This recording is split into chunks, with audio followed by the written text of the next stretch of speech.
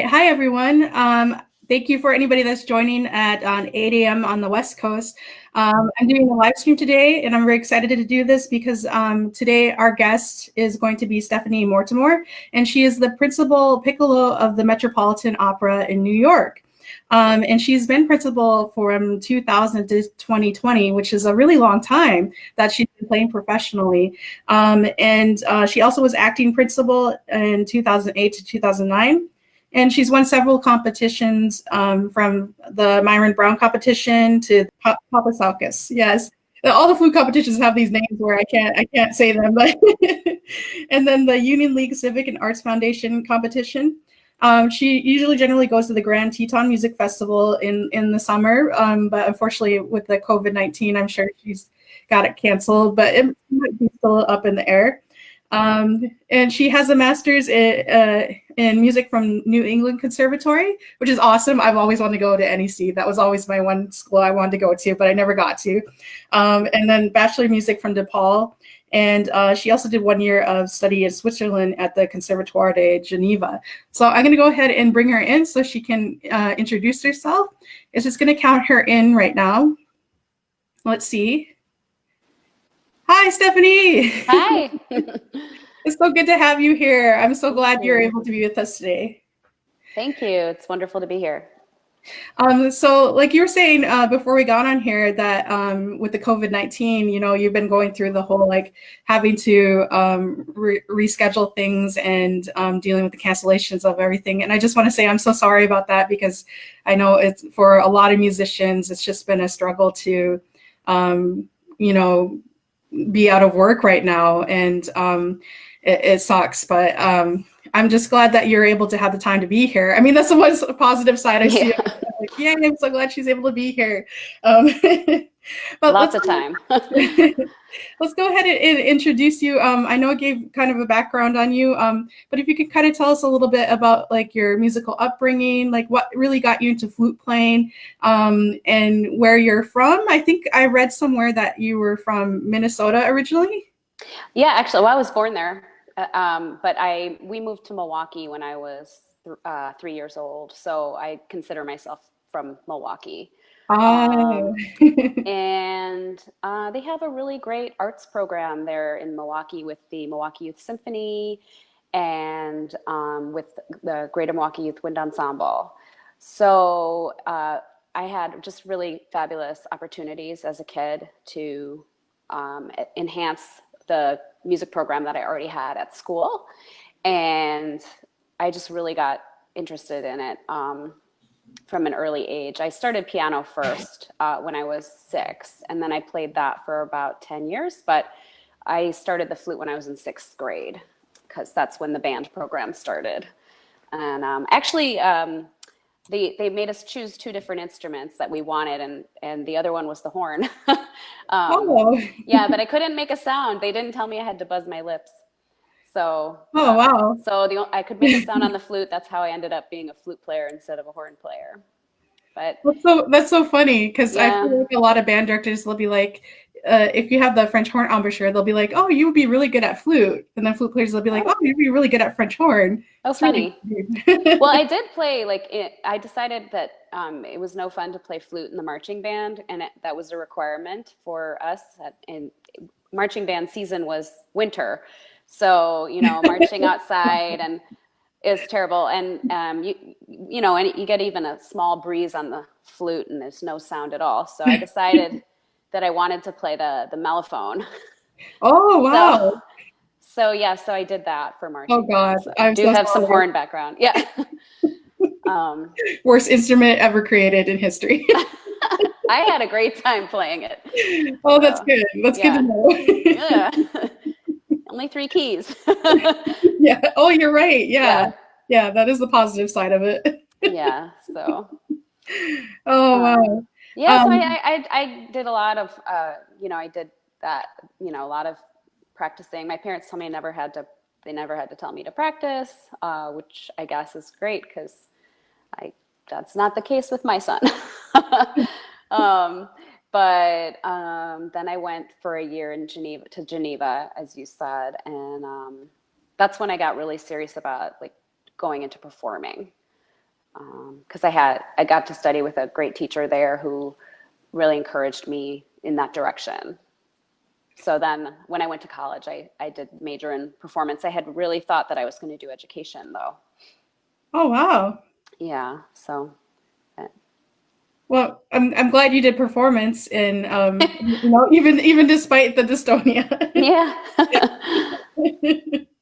I mean, you've been able to accomplish a lot with performance, and you've been playing professionally for so many years. I mean, I read, from when it said 2000 to 2020, I was like, wow, that's a long time to be in one position and to be able to hold such a, well, I don't know. I would think that playing principal piccolo is kind of a psychologically a kind of challenging position to be in, because your sound is it's just above the whole orchestra all the time, and you're kind of out there. You can't have any room for error. Yeah. Yeah. Yeah, it is. It's very exposed. And of course, in the opera, it's used extensively. And the piccolo is used. I love the way that it's written for opera. A lot of composers use it like very melodically. So I get to have those fun moments where it's almost like playing principal flute or something where I have the melody. But then also it's used quite often like a brass instrument. And so then I get those times too. So where I'm just really punctuating chords and but yeah, it's definitely like if I make a mistake, it's very clear. If I play an arrest, it's very clear who did it. So yeah. Yeah, and I have friends that play flute too, and they're just like, the piccolo is a challenging instrument on its own, and I listened to the podcast that you did actually yesterday, the one on the flute talk, I think it was. Flute unscripted, yeah. Yeah, flute unscripted. And you were talking about how it's one of those things you have to take the time to study a little further on the side. It can't just be something you can kind of pick up and go and do right away. What kind of you were saying that in that podcast that you auditioned for the MET and you prepared for it, and you had this position for a long time as well. Did you ever feel like during, like when you look back on kind of like your dystonia symptoms arising, did you ever look back, like some of us kind of look back and we think, well, I kind of noticed it further back than I realized. Did you have any of that type of like realization, or was it kind of like, no, there's a very specific moment that I realized it was happening? Both. So yeah, so in the short term, when I started noticing some somewhat gradual symptoms where I had some issues with my thumb, and I just felt like I was looking at my colleague's thumb and it was so like perfectly flat on the key. And I was like, how does he even do that? I can't do that. And so I was trying to get my thumb to do that. And it just wasn't cooperating with me. So then I decided that I shouldn't be using the B flat thumb key, because actually what happens when you use the B flat thumb key is your thumb comes in like this, which is in hindsight, like probably was like dystonia, that because my hand was already feeling like cramped, bringing the thumb closer makes it harder to open the palm and get freedom of movement in the fingers. So I started using the regular thumb key so that I could keep that openness. And then I just thought, like, I didn't realize that that was the beginning of the dystonia. I thought, oh, I've discovered this thing, like everybody's overusing their thumb, like, and I started telling people, oh, we just overuse the thumb key. And so tell all my students, okay, let's, do that. And that worked for a while. And then I had to prepare this. I wanted to play Appalachian Spring, and I had played it once in my life, the 13 instrument original version. And I had just said to my husband, everybody thinks I'm a piccolo player, and nobody's ever going to ask me to play that piece again, and it's kind of sad because I love it. And then like a week later, I got asked to play it, and I was so excited, and I really wanted it to go well. And so I practiced and practiced and practiced. And I just had these weird moments when things that were like, if you look at it, they look so easy, and they would be easy for me, but for some reason I was having trouble. So I started like practicing them more and more and more. And that is really when things started kind of snowballing downhill. And that was, I guess now 3 years ago, two and a, well, it was summer. So almost 3 years ago now. Oh, wow. But like before, like in hindsight, like I think back to an audition I took when I was already principal piccolo. I took the audition for principal flute, and that was back in the end of 2008. And I had been preparing the list, and there was one excerpt from Rosenkavalier that it's hard because that's why it's on the list. But it was still, I was not having real problems with it. And then just one day, I just couldn't execute one measure that's in the third octave. So it's a lot of tricky fingerings. And once again, like I practiced and practiced and practiced and practiced, and I never was able to fully play that properly. And it was on the audition, and I didn't get the job. And but I never have to play that in my position. So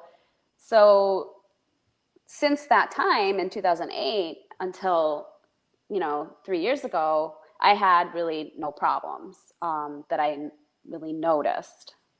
Okay. Yeah, but I do think that was the beginning of dystonia, but that it was very mild and that it was very specific. Yeah, I had a similar thing happen too, but mine came in the form of a air leak. I just had an air leak that I'd never had before, and I kind of started thinking like, well, maybe I'm getting a little older. Maybe I'm growing out of my instrument or my mouthpiece, or maybe it's just an age-related thing. Like I have to work a little harder to get this to stay, and it would kind of come and go. And I thought, it's not that big of a deal. And it just got a little worse. So I told my professor, I think I need to start working on some low horn playing, because I had been a principal for such a long time. I've always been in principal spots, so I've never have had to sit in a lower position throughout my studies. And so I thought maybe I'm just playing too much high playing all the time, and I need to kind of find that balance. And I don't want to overwork myself. So she said, yeah, we'll strictly practice low horn playing and see if it improves this, because she's like, I think, yeah, maybe it's just something we need to get your air going more in that low register, and maybe that lower lip will, fix itself. But the lower lip stability just got worse and worse, and I started to have a tremor. And then, of course, I started to kind of, mask it by, using a little bit more pressure or adjusting here and there. And it just eventually got to the point where I was working so hard to keep it together that I couldn't get a sound out anymore. There was so much tension, I couldn't get a sound out.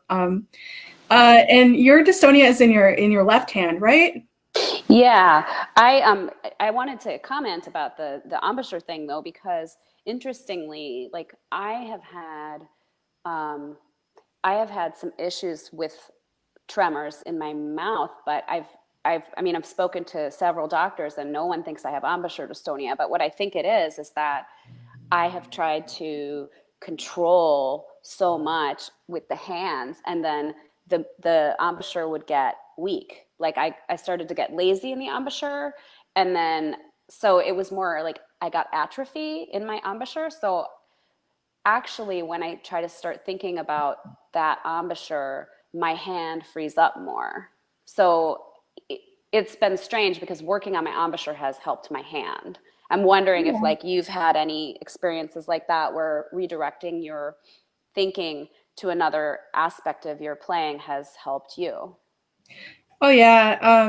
Well, I feel like in rehabilitation, the main hurdle for, and it is the main hurdle for a lot of people, is kind of redirecting your thinking to what they call mindfulness, like getting in the state where you're able to kind of observe what's going on with your dystonia. Like you can play with the dystonia and kind of observe it as it's happening rather than reacting to it. Yeah. You know, because we tend to, you know, start playing and then we feel the dystonia reaction and we start to back off from it. We start to get scared of it instead of just sitting there and observing it and letting us, you know, our body kind of figure things out. We try to control it. And that's not the way to do it. So I think by redirecting my focus to this kind of state of observing and kind of notating what's going on, and really getting used to the dystonic symptoms and knowing when they happen, you know, like not just range specific, like from day to day. Like today, my low G is kind of hard to get out, but tomorrow it isn't, but my middle C is. And just little things like that. The more I'm aware of like how it takes over, the more I'm able to kind of find ways to address that tension and the symptoms.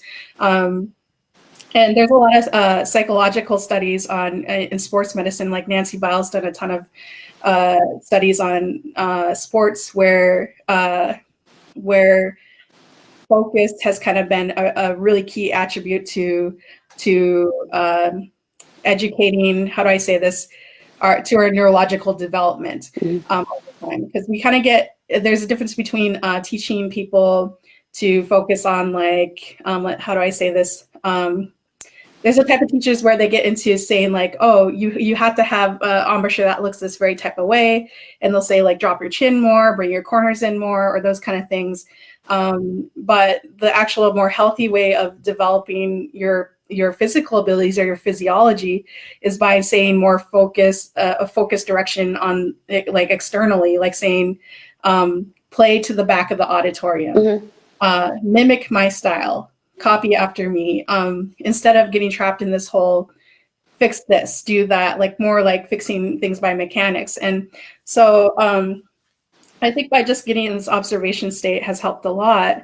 And I know with hand dystonia, I've heard people talk a lot about getting used to the certain patterns where the dystonia kind of reacts, and kind of getting used to figuring out like which fingers are the ones that are extending or flexing, and what patterns kind of trigger that. Have you kind of gotten to know your symptoms pretty well, and how they kind of get a little messier in certain passages or finger combinations? Oh, for sure. Yeah. Of course, it shifts as well. It's not always the same. But I mean, my dystonia is really in my middle finger. And it's really just in this joint of this finger. And then everything else that happens, if I gotta find the camera, like one of my compensatory movements that's very, it's one of the first ones that happens for me is this kind of the pinky going up, which is kind of like, because the finger wants to go down and the hand wants to curl in, the compensation is the pinky's trying to pull the hand up subconsciously, because it knows what I want to do, but the middle finger doesn't want to do that. So so I do a lot of exercises that involve lifting of the fingers. This is away from the instrument or with the instrument. It doesn't really involve playing. So it's lots of different kinds of lifting, quick motions up and then slow down to train these extensors. These are all exercises from Joaquin Farias, because I went to his seminar and I've gone to have a lesson with him as well. But so these kinds of things where you're training the extensor and you're quieting the flexor, and then just working on different patterns. I play things through and I try to notice and I try to stop when I notice the dystonic symptom and try to circle or the passage that's a problem, and then like pay attention to what that pattern is, what the finger pattern is. So then I will just practice that. So if it's like going from F to A, hard with the camera, but then I'll just practice that pattern, and I'll try to do that with making sure I'm breathing, because it's very easy to hold your breath when you do this, and just practicing that. I also used to have a tremor in this finger. So I would, as it would approach the key, it would start to shake like this, which is very scary. And so I would have to practice just getting close to the key and then holding the finger there and letting the tremor happen. And it would just like, I would go into this crazy trill. Oh my God. And people, I would show people and they'd be like, you're not doing that on purpose. I'm like, no, I'm not wanting to do that at all. That's just happening. And so, so that was the big thing, was just staying with that feeling and just breathing through it and feeling all the horrible, horrible feelings that come with feeling like you're not in control of your body. But that did help me through it. And continues to help me through it. It's not like, I wake up tomorrow and I don't have dystonia. It's not like that for me. I know that there have been people that have had that experience. And, you know, I'm definitely making very steady upward progress, and I'm able to work, and I'm able to work well. So I'm able to play recitals, and I'm able to keep my job, and I do broadcasts. You know, I'm doing I'm doing everything that I need to be doing as a professional musician. It's just, that's awesome. I have to work in a different way than I ever did before. And I have to work sooner. Like I prepare things more methodically. But I prepare differently. And I think like one thing that you said that really is important is that idea of thinking outside yourself and getting outside of that very inward or very localized focus on yourself. Because I've noticed, I mean, one of the biggest things for me that I'm very fortunate is that when I'm in a performance situation, no matter how badly it's gone for me in the practice room, things work much, much better. So that's been, you know, it's gotten a lot less scary to go into performances than it was at first, because at first I would just be like, you know, 5 minutes before the performance trying to warm up and not able to play the thing that I knew I was going to have to play on the radio in 5 minutes, or, you know, in front of an HD camera, and just that horrible feeling. But then going in and it goes okay, and it goes better than okay, you know? And so I think part of that is that when I'm in performance mode, my brain is not stuck in the left brain anymore. The practice mode, I'm very, very focused on getting this right, and I'm very, very left brain. But then when you go into the performance mode, then your brain really has to go to right brain, which is responsible for the flow. So a lot of my practice has to do with moving myself from left brain to right brain. I'm so glad that you're able to share how your dystonia affects you, and I was kind of saying that I have a similar experience as well, because I'm not able to play professionally, but I have been able to rehabilitate to the point of just being able to get back into a local orchestra and gig around the area. But I, you know, when I first started doing it, it was really scary, because I would do the same thing where before I go in like 30 minutes before rehearsal or before concert and try and warm up. And I would just keep thinking, like, I don't know if I can do this. It seems like really difficult. But, you know, I'd start playing, and like you said, it's kind of like your focus just gets in a little different direction. And I felt like I had to do a lot of where it's like, well, I just kind of have to let it do what it does and hope for the best, because I noticed if I try to control it, if I try to grasp my notes and focus on that, it just gets worse. So if I kind of let go, it improves it a lot, and I'm able to kind of adapt as I go along while I'm playing and correct things as I go along. It takes a lot more effort than a normal player would, you know. It's more like, okay, exhausting. Yes, it's mentally exhausting because Yeah, you're it like, is.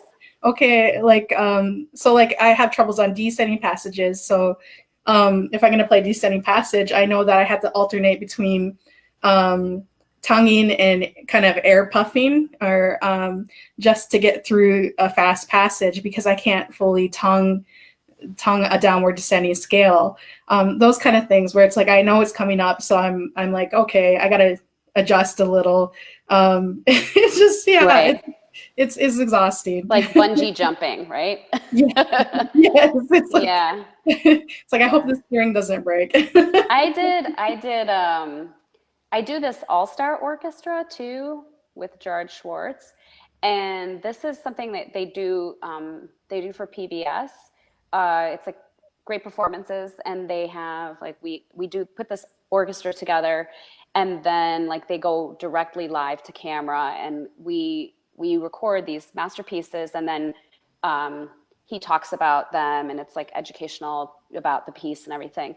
But it's really stressful because they are directly to camera, and of course they're coming in and filming your hands and Oh my everything. And gosh.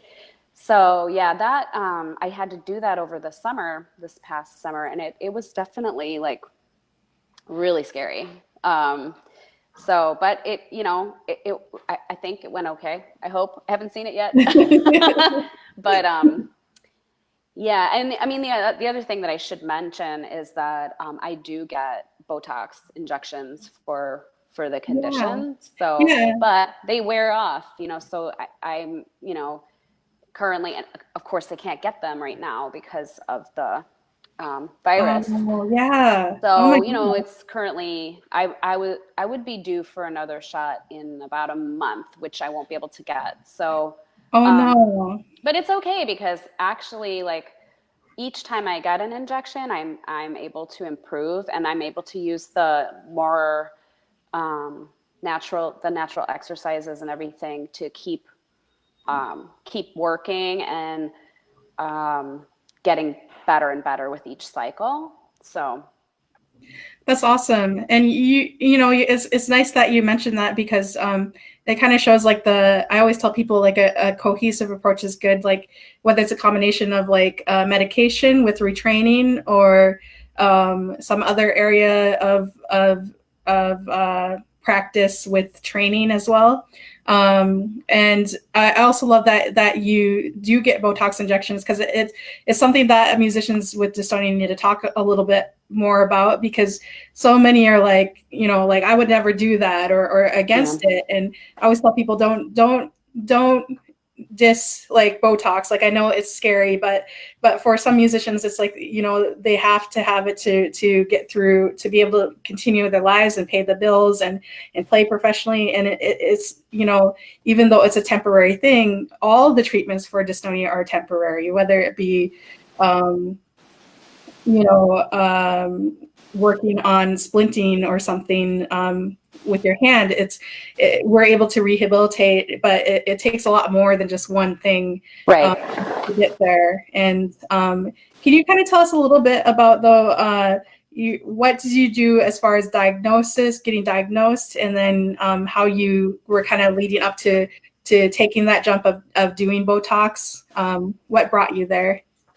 Yeah, sure. So I went in both the natural way direction and the medical direction at the same time. So in order to get diagnosed, I saw Dr. Stephen Frucht over at NYU in New York, and um, he took one look at me and was like, "Yep, you have it." And then we worked a little together to figure out exactly where it was and what was causing the main problems, because in order to really get a good diagnosis, I mean, it's very difficult because the compensatory movements are kind of masking the problem a lot of times. So it takes a really skilled diagnostician to be able to tell what is compensation and what is dystonia. And it's not like you can just look at a person once and see that. But at the same time, I also sent a video to Joaquin Farias and got accepted into his Toronto. He does like a master class. So I went to one with 4 flute players and 4 string players. And then your typing's very loud, Katie. Oh, I'm so sorry.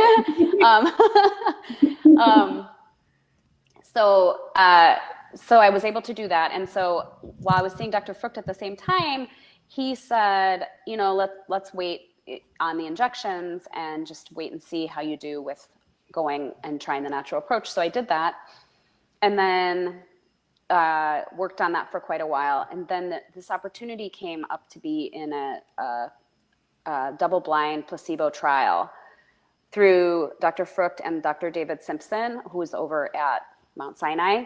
And Dr. Frucht, it's like a joint study, and Dr. Simpson does the injections, Dr. Frucht does the diagnosing, and then they work together to come up with a treatment plan.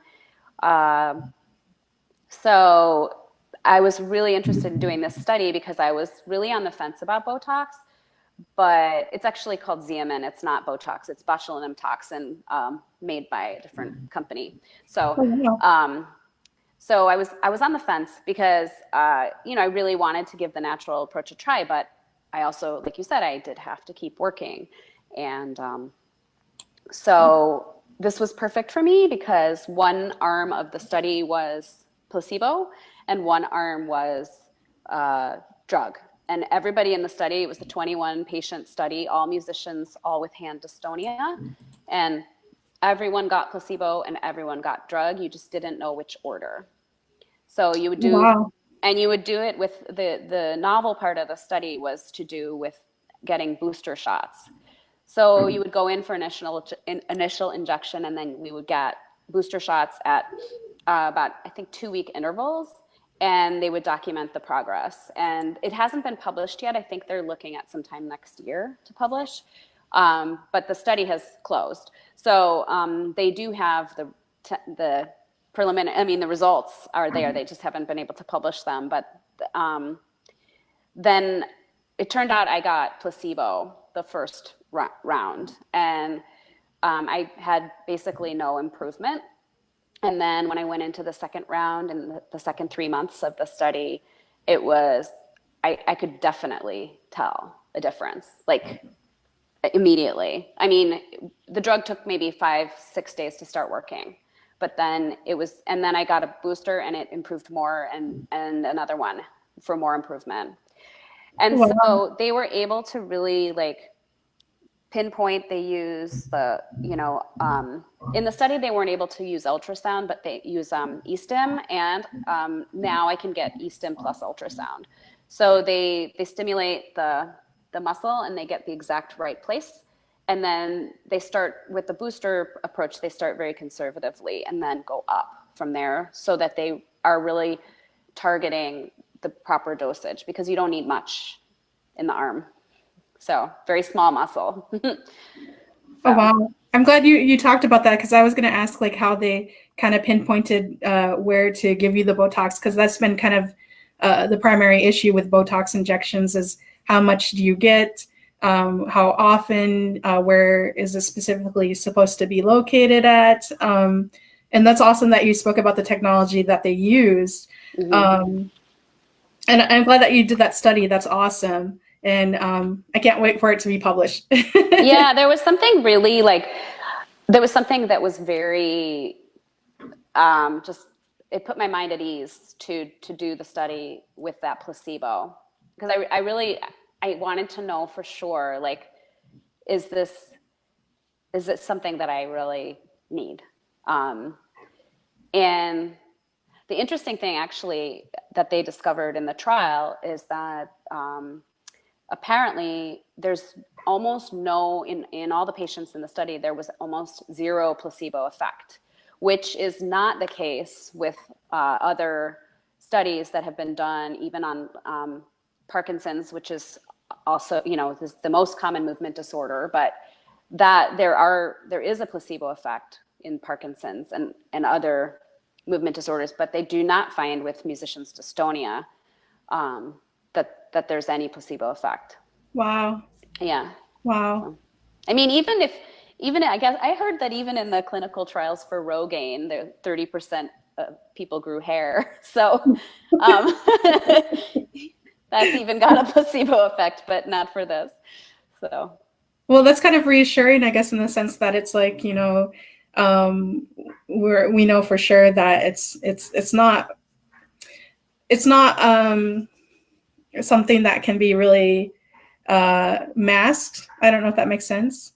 Yeah, I mean, there's so much of this condition that is psychological, but there is a real physical issue. It is not, I mean, anyone that says that this is not a physical thing is, I have to strongly disagree, because it's not a psychological thing. And this is, to me, proven by the placebo. It didn't work. Yeah. And when I was listening to your podcast, you had mentioned a really great video by Dr. Alton Mueller. I can never say his last name. And about Apollo's curse. And like you were talking about, he brings up a great point that they're kind of studying right now, like finding a way to kind of categorize these two different types of dystonic musicians, the limbic type, and then the ones that are more basal ganglia type. And the limbic type are more their dystonia is a little bit more heightened and related by psychological stressors, where the basal ganglia, it's like we're definitely more down the route of this being caused by repetitive motion, repetitive patterns, that kind of thing. It's not so much psychological. And I think that was a really great thing for him his student to be researching, because so often we come across musicians that have like a pre-existing disorder like anxiety or depression. And that just heightens the coping with this disorder so much. It makes it so much harder. Because you already go into dystonia, even if you're the most confident musician in the world, you go and you have dystonia, and it's like, you have to deal with self-identity issues, and deal with breaking down all these kind of like, getting back to this place of kind of observing your playing. It's just difficult. And it's you have to mourn the loss of the musician that you were, but that doesn't mean that you can't be an even better musician. I mean, I feel like I'm actually, I pick up, because I play opera, like we're playing, sometimes there, like 3 years will go by and I won't have touched this particular opera, or sometimes more, but I'll have my markings in the part.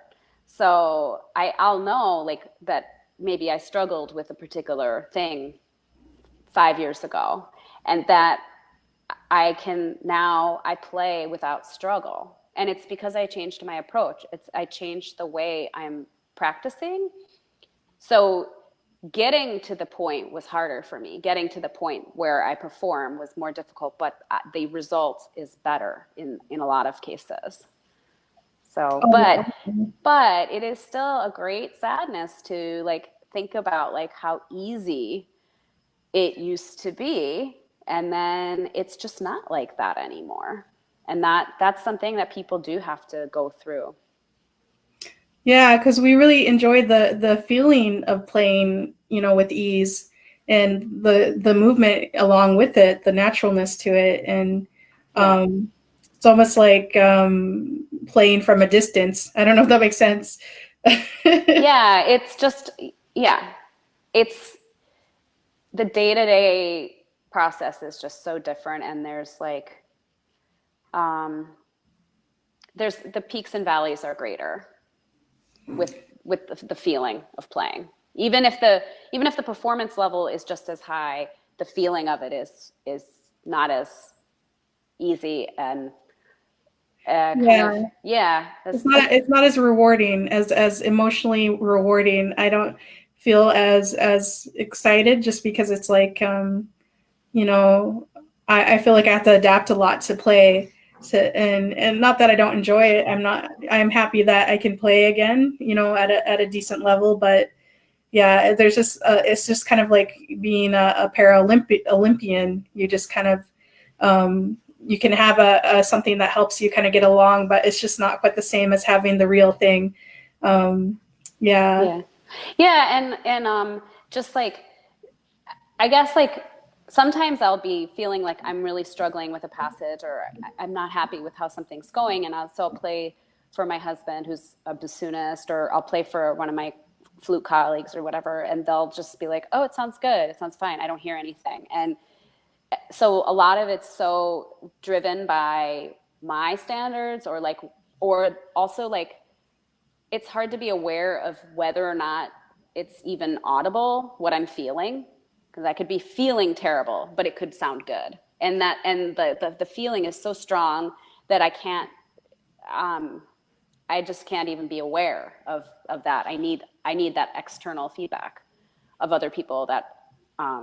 That's why it's been really, it was a difficult decision to be open about it, but it's been a real blessing, because I've had really very supportive colleagues, and I'm able to just be open about it and be like, wow, I'm really struggling with this. How do you do that? Like, what is your approach to that? And then it helps. It really does help. Oh, that's good. I mean, having supportive colleagues is really great. It helps a lot, because yeah, it's just a terrible thing to go through. And I was just talking to someone else in one of the last videos about how, you know, it's if I could give advice to musicians who don't have dystonia, it's just to kind of be a little more sympathetic. If you notice someone going through a difficult time with their playing, it might not just be having a bad day thing, or having one moment of bad playing. It could be something more serious that they're not talking about. But it's hard to, you know, to find people like that are that supportive. So that's really good.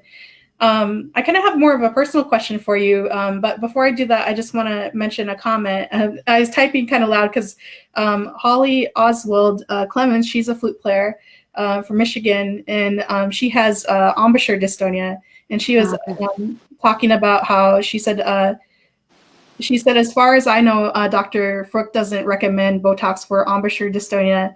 Is that still his viewpoint? And I said, I'm pretty sure it is, because, you know, it's hard to navigate where to even put it in the face. And it's not proven as effective as it is in hand dystonia. But yeah, that's really unfortunate. I mean, hopefully someday they will be able to come up with a way to make that work better. But yeah, I guess I'm lucky. Yeah. Well, you know, and I've met a couple of brass players that do Botox, and it helps them. And then there's some where it's like they've done it and it's made their dystonia a lot worse. They just haven't been able to even recover wherever the Botox was injected. They're not even able to, they've almost gone through muscle atrophy in that area.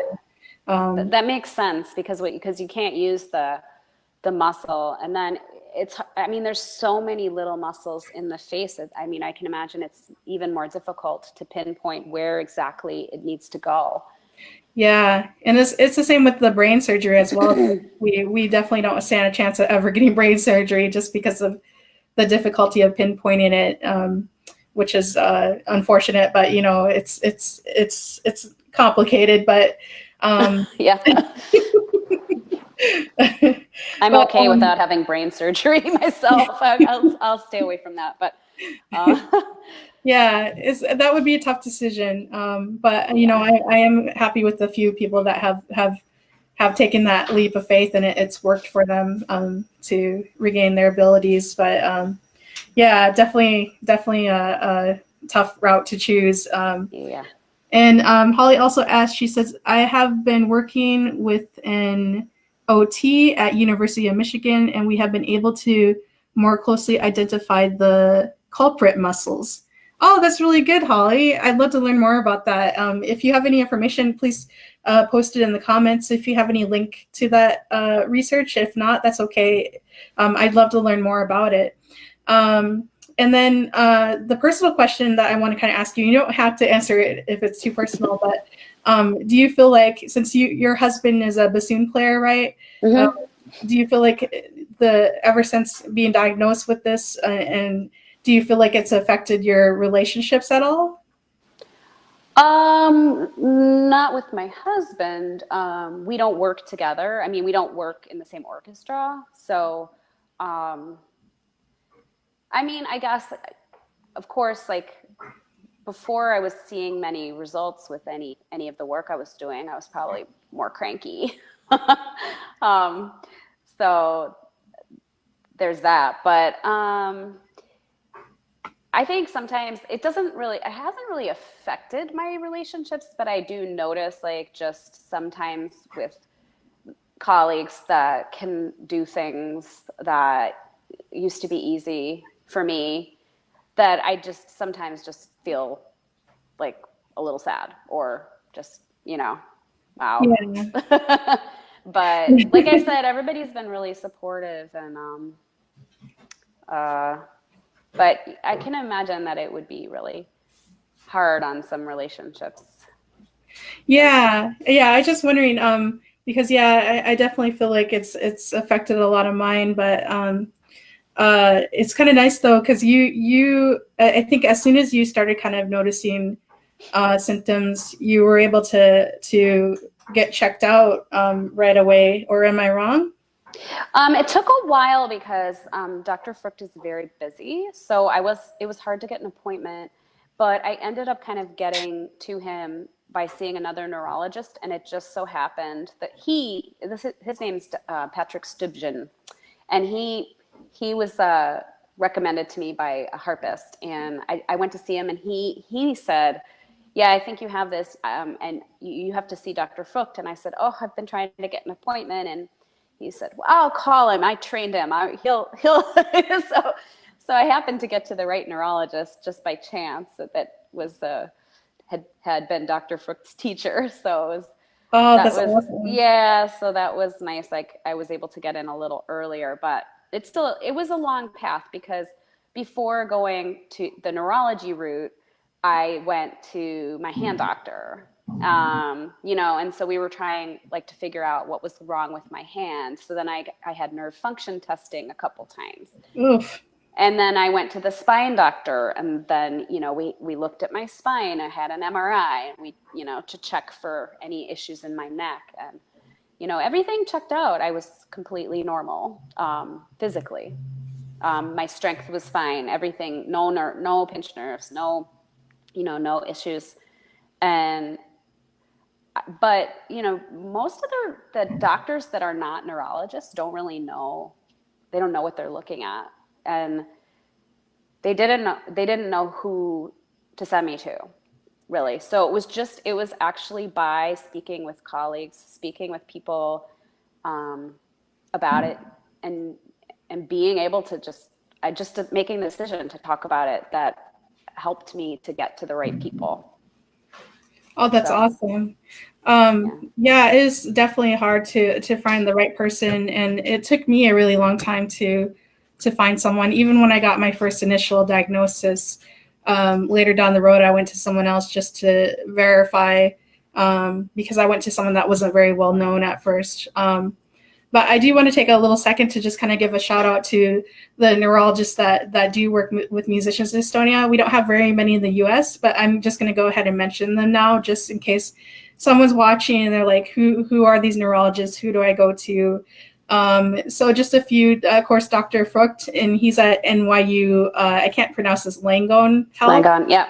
Langone Health. And there's Dr. Mark Hallett, who's at Harvard Medical School. There's quite a few people that have gone to Dr. Richard J. Lederman, who's at the Cleveland Clinic in Ohio. And there's also Dr. Perlmutter, who's at the University of Washington in St. Louis. He's not as well known, but he's actually participated in quite a bit of research on musicians dystonia lately. And I participated in a study with him in 2017. So if anyone's watching out there, and especially if you're a musician with dystonia, if you know someone that is a specialist that you've gone to and you would recommend, just leave it in the comments so people can know, kind of get these names in their head, just because it's something that we rarely speak about. And I think that's the first thing that people ask me right away when they contact me is, where do I go? Who do I would add Dr. Michael Charnas in Boston. Oh, awesome. He sees a Okay, lot of so patients. I'll And look him up. I I'll think add the there's link. somebody else, Seth Pullman, I think, is another one. I was Okay. trying to look it up, but I haven't found, but I think that's his name. Um, so, Yeah, if you want to leave it in the comments afterwards, you can as well. okay. Yeah, and just any information helps. I told someone in one of the last videos, I'm trying to make this spreadsheet of information on neurologists in different countries as well, just so people can access it and be like, okay. Yeah. Well, of course, Dr. Alton Mueller in Germany. Yeah. Oh So, my gosh, yeah. amazing. He's done so much research on musicians dystonia. Yeah. And then I'm just really grateful that you've been able to share so much. And can you kind of tell us a little bit about just what would be kind of general advice you would give to, let's say, a flute player comes to you and says, you know, I've been diagnosed with dystonia. What are some things I can do that would help, that might help me? And I know this is a broad question, and it's like, you know, different for every individual, but what would kind of be your advice as far as your terms, even if it's like flute related? Well, I think the first major thing is that, and this would apply to everybody with any dystonia, is that you have to calm down your nervous system. So really taking the time for self-care, was very good at.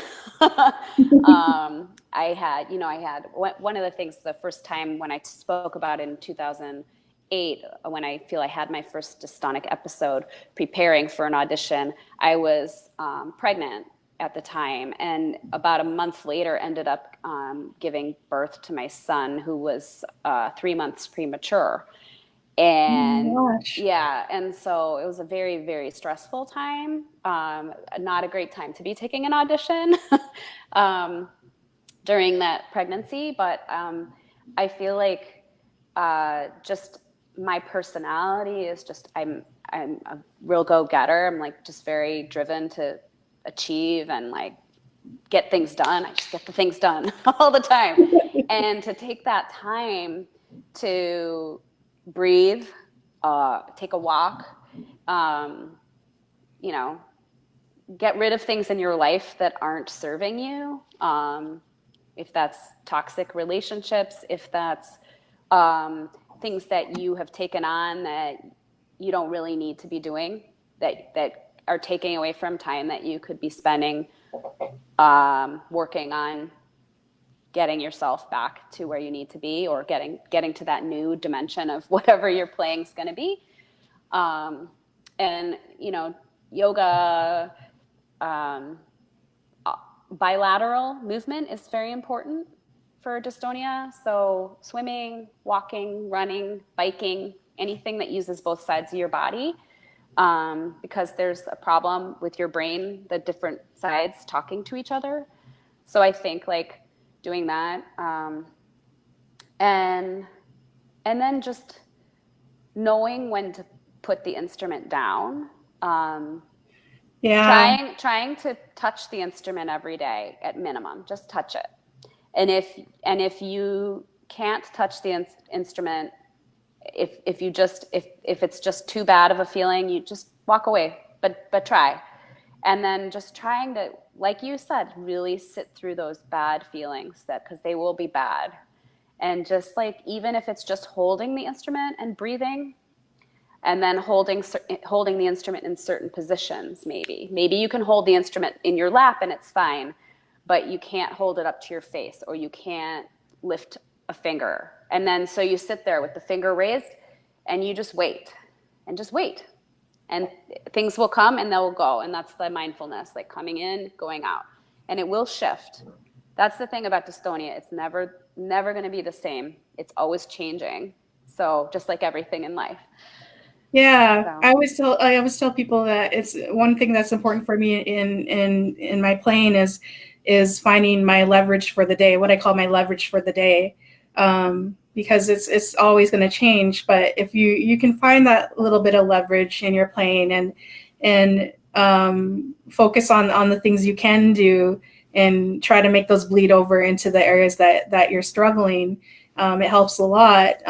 So like with embouchure dystonia, I did a lot of pitch bending from stable notes down into unstable notes, learning to play really relaxed in the pedal register and then working my way up one note at a time. Mm-hmm.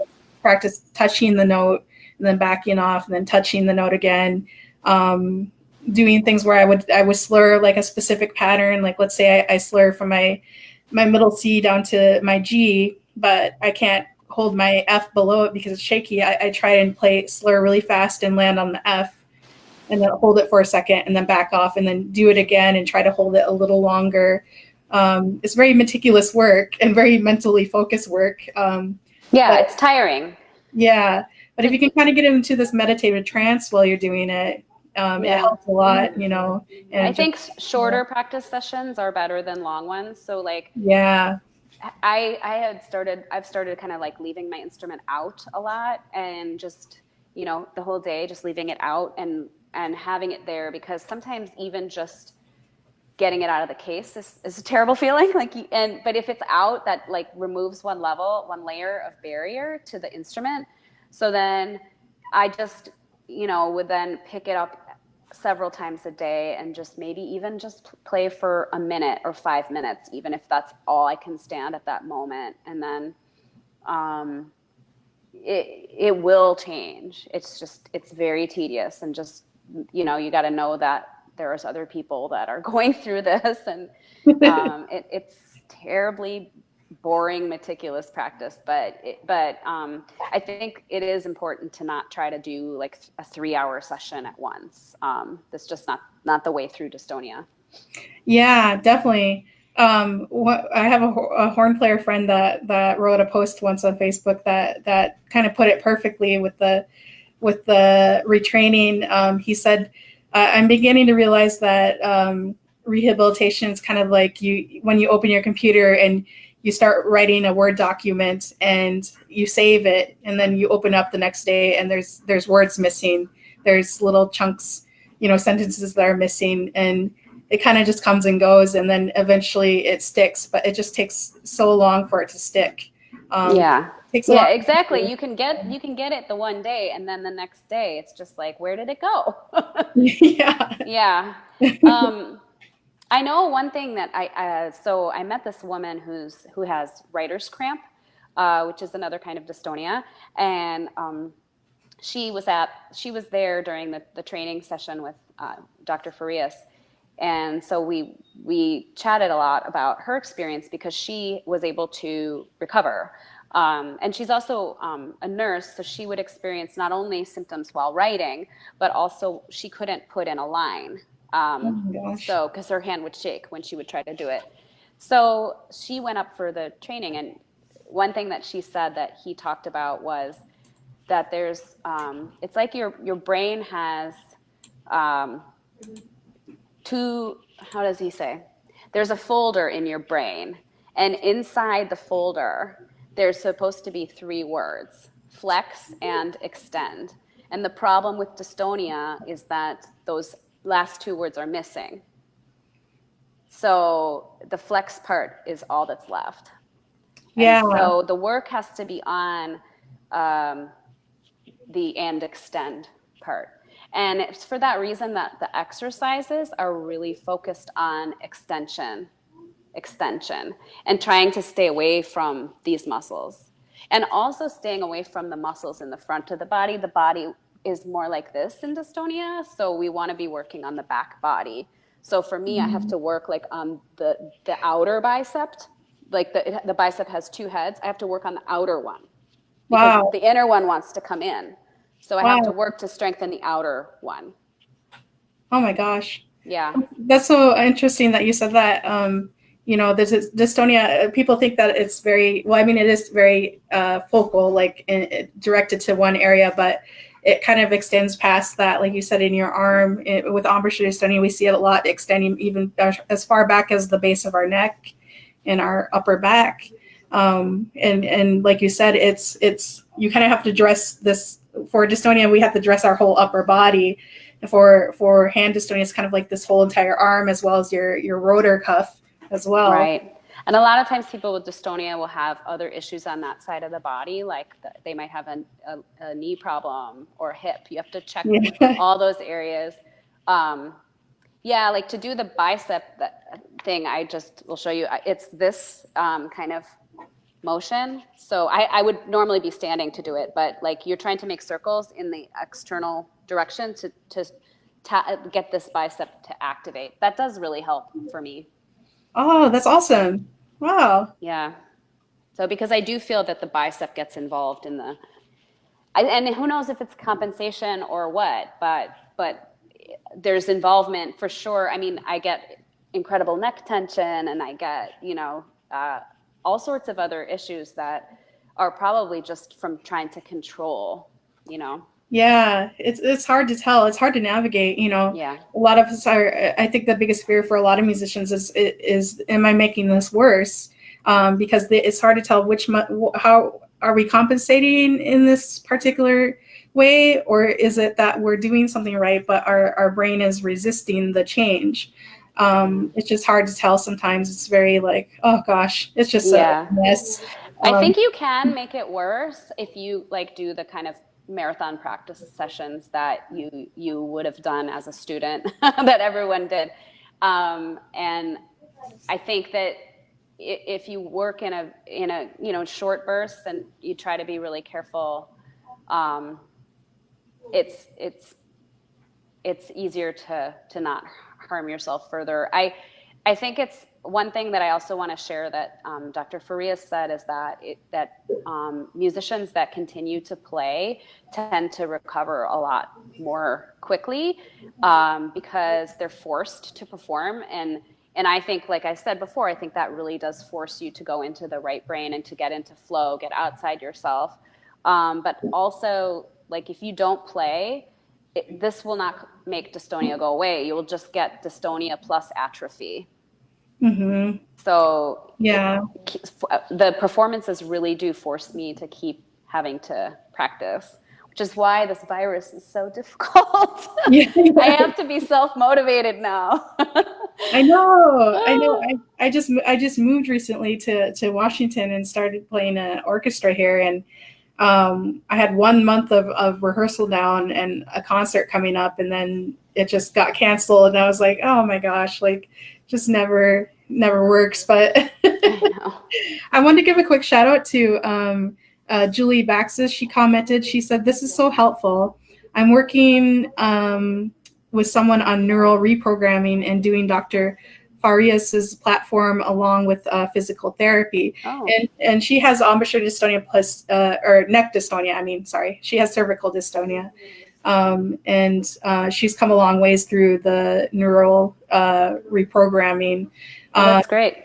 If you want to share more about that experience, that would be great, because I've been so curious. I did the live training with him, but I've been really curious about the platform. When I logged on last, they didn't have anything specifically for musicians. So I'm not sure if that's changed, or maybe she's doing the cervical dystonia one, because I know I think that was the first thing that they offered on the platform. Yeah, we'll have to ask her. Julie, if you're watching, could you let us know as well? And yeah, the neural reprogramming, it's interesting areas to talk about, because we do have a lot of sensory loss with this disorder. I know some people with hand dystonia, like I think there's one flute player I read about, and I can't remember her name. I should remember it, but she was talking about how she used dowels to retrain her hand, and she would, pick up a different size dowel, and then as soon as she felt the dystonia, she should drop it. So it's like she's kind of retrained this action of not reacting every time she set her hand. And then there's a piano player, I can't remember his name, is a very famous piano player who retrained by just simply, he would put a TV remote on his piano keys it had like the rubber TV TV buttons on it, and he would just kind of touch the buttons on the remote while it's on top of the piano keys. And oh yes, I've seen that too. That was an interesting approach. yeah. Yeah, or I think he even just used a remote. Like he Yeah. even was just doing something with a remote. So yeah, and we kind of use and then with writer's cramp, using the braille to retrain, or even just touching dominoes, and getting used to the sensory stimulation again of just disassociating it from playing. I'll share something that I did actually. Well, two things that I thought were really helpful. I actually started doing three things. I started doing left hand fingerings with my right hand. So I would look at the page, look at the music, and then I would do the same position in the right hand as the left. So I would do mirror stuff. So if I was playing like a D, for example, which would be played normally like this camera, like this, instead I would do that. Oh, Right? So then I would just do all left hand fingerings with the right hand so that it would be a mirror thing. And I also did the same thing on the piano. So I would just like look at the flute music, or it could be piano music, whatever. I would look at the music and I would just like do mirror fingerings of left hand fingerings on the piano, wow. taking the flute out of it altogether. And then one other thing I did was that I thought was helpful was I took my flute and I would lay it across my lap, and I would get some pillows and kind of so I'd feel really comfortable, and then I would do the fingerings that I wanted to work on upside down in my lap. Oh. Because that way the gravity, like I would just like let the fingers fall open, and Oh my I would really God. concentrate on them falling, like not lifting, Smart. falling. And then when I would turn over, and then I would try to get the same feeling in the lifting. That was helpful too. Oh, that's awesome. Yeah, it's a lot of trying to carry over this retraining to the normal setup, right? Yeah. And you have to try to think outside the box and be creative. Yeah, it is a lot of creative thinking, isn't it? There's a great resource which I think we should mention on here as well. The Mindful Pianist. Yes. Her videos are really interesting and thoughtful and helppful. I think probably for all kinds of dystonia as well. Yeah, definitely, and I agree. She's awesome. Like, she messaged me when we became Facebook friends, and she said, "Oh, I didn't know anything about your blog, but I just came across it the other day, and I think it's awesome." And she's like, and I was like, "I've watched all your videos." Yeah, I sat down, I think one day last month and just watched them all. So, yeah. Yeah, it's very, very, very helpful, and I think Callahan, who did the video with me, the very first interview with me, he has hand dystonia, but he's a percussionist, which is really rare to see.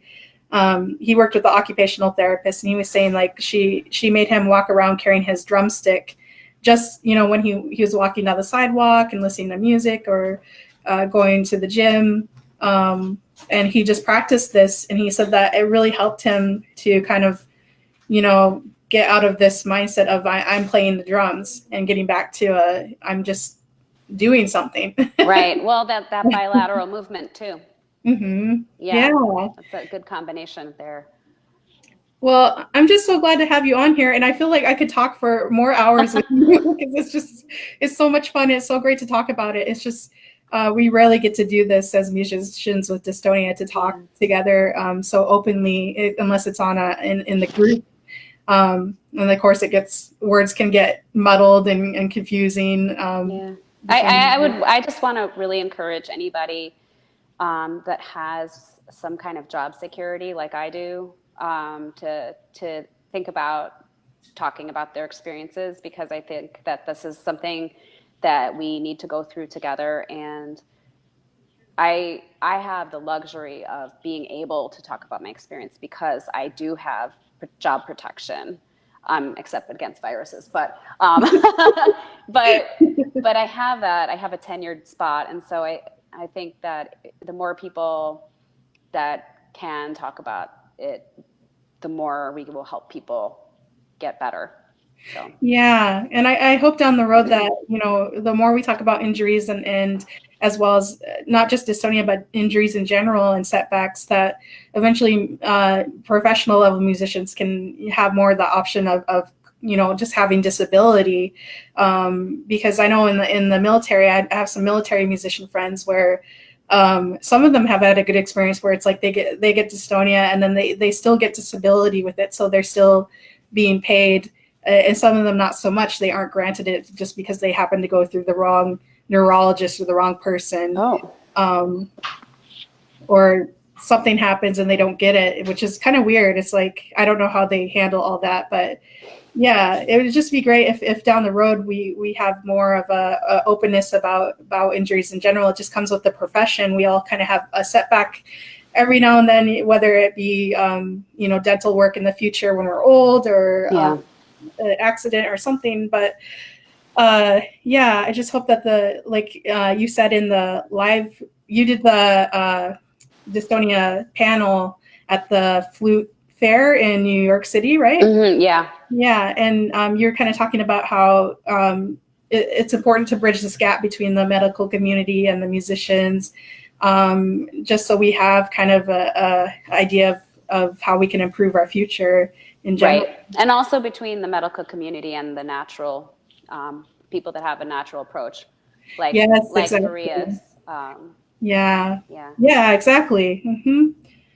Well, thank you so much for talking to us today. I'm going to have to let you go just because I have to get ready for the next live stream. Okay. With Catherine, who's a horn player. She has both embouchure dystonia and generalized dystonia. So I'm excited to learn about the general dystonia because that's just a lot more intense. Yeah. But I'm just really happy that you're able to be on here, and it's so nice for people to, especially to be able to hear from a professional level musician. To and not only that, just to be able to be playing again. And you know, I always tell people, like, even though, you know, we do certain things to help us recover, and we may still struggle, but to be able to continue playing is a rare thing. And so, I mean, that's just such a big inspiration. And the fact that you're talking about it openly as well, and with flute players, because I feel like I don't know if it's the same for woodwinds, but brass players, we're kind of like, oh no, don't tell me about any of that. Yeah. But I'm just happy that you're opening the door. I will say that at the dystonia panel, most of the room was older people, but this is not a condition that affects the older population more than younger. In fact, I think the average onset age is like 38 or something like that. It's not, so it's the people that really need to be thinking about this are the younger people. We need to be talking more about prevention as well. And in the way we train students, these things need to change. So exactly. And it's a hard thing to conceptualize because we've kind of been stuck in this I don't know, era of, you know, like Adam said, kind of making cookie cutter students, and then we grow up and become professors and make more cookie cutter students, and we need to find a little bit healthier balance of addressing musical playing and also more awareness of what we can do as musicians outside of our profession, and also more kind of understanding, knowledge on injuries as well. Absolutely. Yeah, I agree. Mm-hmm. Well, thank you so much, Katie. It's been really a pleasure to talk to you. Well, you're welcome. It's been awesome, and I'd love to have you again. And I'm really hoping that I can get Dr. Frucht on here. I'll go ahead and see if I can try to contact him as well and get a hold of him, because it'd be awesome to have a discussion with a neurologist on here so people can understand their side of things, and that'd be great too, because, you know, I come across so many musicians of the dystonia group that are they've gone through this process of going through many doctors and many specialists that tell them that it's impossible to recover, or they have bad experiences. And I want them to see that there are neurologists out there that care about us, that are researching us for a reason. They're not just doing it for the money. There's no money. Yeah, no, Dr. Frucht is fantastic. He's just a lovely person, and he really does care. And he's also a musician and quite a good violinist and pianist. So he really gets it, and I'm really grateful to him. So I know he was interested in talking to you. So I imagine that he'll make that happen somehow. So yeah. Anyhow, thanks, Katie. You're welcome. I hope you have a good rest of your day, and please stay safe. And I really hope that you get to playing again. I hope that we're able to get this ban lifted at some point and see less deaths and everything, Yeah. All right. Well, take care, and I'll see you later. Okay.